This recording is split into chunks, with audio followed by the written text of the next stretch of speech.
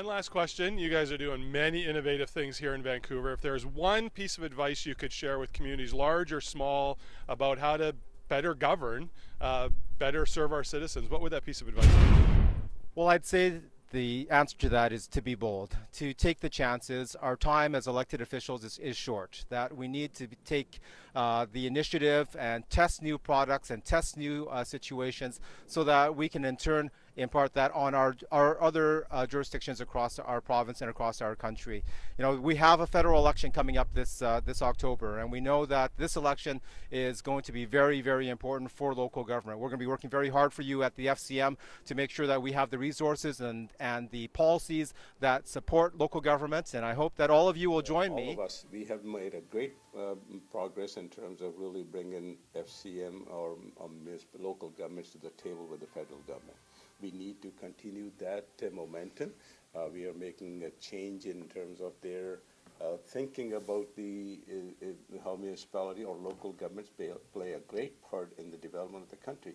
What we really got to do one step further is to have the federal government recognize local governments as part of this country governance, which hasn't happened. And I think my message to them is, first of all, let's get to that point where the federal government recognizes that municipal governments, local governments are equal partners. They are an order of government, and therefore they need to be consulted, they need to be worked with when the public policy is brought in, and when we've set a plan for the next 25 years for the country's going, they're engaging local government. Well, I think we need to learn from each other. We learn from each other's successes and their mistakes.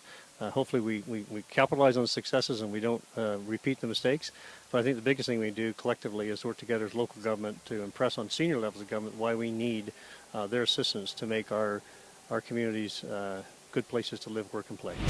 So I think it's the knowledge, knowing each other, getting to know each other, and making sure we understand our differences and work towards a better. Well, I think what I'm looking for is just a greater connection throughout, you talk about British Columbia, and we talked about it a moment ago when it comes to what's going on in the north. I think people need to know what's happening in the northern part of this province, just not throughout BC, but coast to coast to coast. And FCM is an opportunity for us to get together, network. We've got colleagues from across the country that are going to be there, and it's just a matter of getting everyone's message out and get a better understanding of what we're doing throughout the country. You know, for me, honestly, this small community is, and our mantra of what we need to do is build a quality of life. Because without having solid core infrastructure, water, sewer, roads, without services like our facilities and recreational, arts and culture, why would people want to come to live in our community? And without those people, how do we develop the resources in a cost-effective manner to ensure that we are the lowest cost producer, competitive in the world market? So for me, that's what my challenge is. I think as a mayor in a small city is, how do we do it and build that quality of life so that people come and want to live in a remote location, a remote community, but has a great quality of life?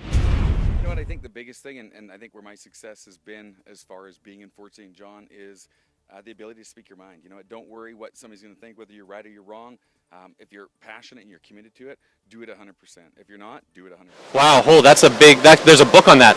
And I know that all the public loves to give advice to elected officials. So from one elected official to the next, I guess, I think my advice would be that let's keep in mind why we're really here. I think we have two purposes as elected officials. The first is to help residents connect into government services.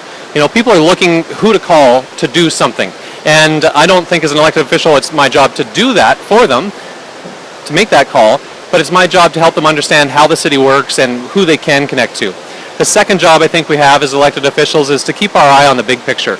We really have to be the visionaries for our communities. We have to be considering where we're going 50 or 100 years out because residents have to be concerned about their day-to-day lives. So that big picture vision falls to us.